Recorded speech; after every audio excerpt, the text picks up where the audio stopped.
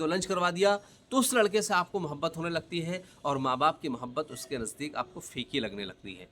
ये वीडियो उन मुसलमान बच्चियों के लिए है जो प्यार मोहब्बत के नाम पर, धोखाधड़ी के नाम पर अपने परिवार वालों को और अपने माँ बाप को धोखे में रख रहे हैं।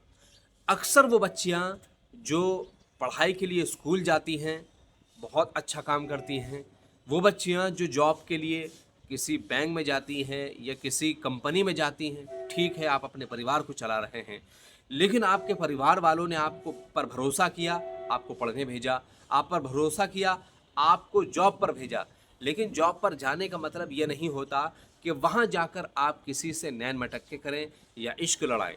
चलिए ठीक है, किसी हद तक आप इसको भी दुरुस्त मानते हैं, लेकिन आप अपने परिवार वालों को इसके बारे में बाखबर करें।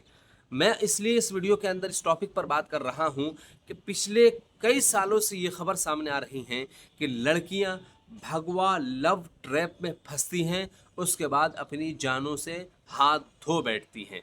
ये एक नहीं, सैकड़ों किस्से और सैकड़ों कहानियां और सैकड़ों हकीकत लोगों के सामने आ चुकी हैं। उसके बावजूद भी मुस्लिम बच्चियों की आंख नहीं खुल पा रही है। रिसेंटली आपको बताता चलूं कि एक लड़की शीबा नाम की, और ये खबर फरीदाबाद की है और कई दिन से सोशल मीडिया पर गर्दिश में है। खबर यह है कि शिवा नाम की एक लड़की जो आईसीआईसी बैंक में काम करती थी, उसका ताल्लुक एक गैर मुस्लिम लड़के से था और तकरीबन 10 साल से वो लिव इन में थी, यानी उसके रिलेशनशिप में थी। जब इतना लंबा अरसा गुजर गया और उसके बाद जब लड़की ने लड़के पर दबाव बनाना शुरू किया कि भाई अब शादी होनी चाहिए, काफ़ी लंबा टाइम हो चुका है, जब हद से ज़्यादा दबाव बनाया जाने लगा लड़की की तरफ से शादी का, लेकिन लड़का हमेशा इनकार करता था। बिल आखिर लड़का के ऊपर जब ज़्यादा दबाव बनाया जाने लगा तो वो प्रेशर में आ गया। तो एक दिन उसने उस लड़की को ओयो होटल लेकर गया और वहाँ जाने के बाद फिर वही किस्से कहानी शुरू हो गई कि शादी करो शादी करो। तो लड़के ने गुस्से में आकर उसका गला रेत दिया और उस लड़की की लाश उस होटल से बरामद हुई। उसके बाद फिर ये मामला पुलिस तक पहुंचता है और पुलिस तहकीक करती है, जांच पड़ताल करती है। तो फिर कई सारे खुलासे उस लड़की के ज़रिए से होते हैं।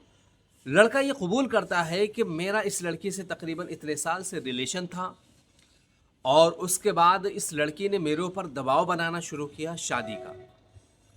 मैं नहीं चाहता था इससे शादी करना।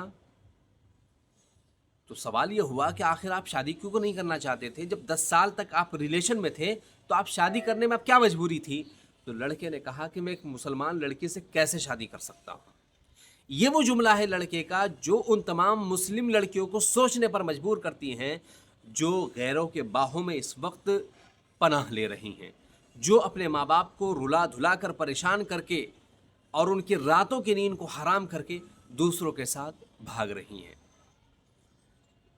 तो आपने सुना उस लड़के का जवाब कि मैं एक मुस्लिम लड़की से कैसे शादी कर सकता हूँ, लिव इन में रह सकता हूँ, रिलेशन में रह सकता हूँ, लेकिन शादी नहीं कर सकता। और उसके बाद अंजाम इस शीबा जैसी लड़की का उन तमाम लड़कियों का होता है जो इस तरह के केसेस में सामने आती हैं।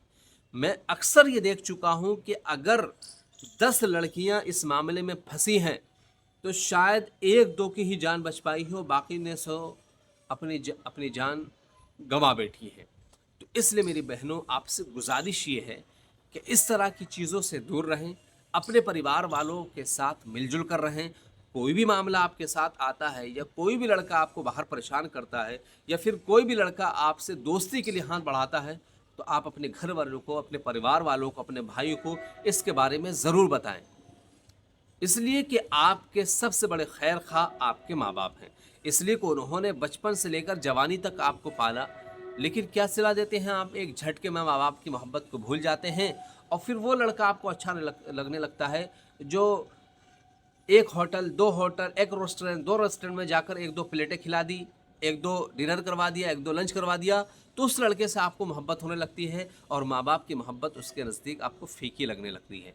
आप ऐसा ना करें, वरना आपके साथ भी ऐसा ही हो सकता है जैसा इस लड़की के साथ हुआ है।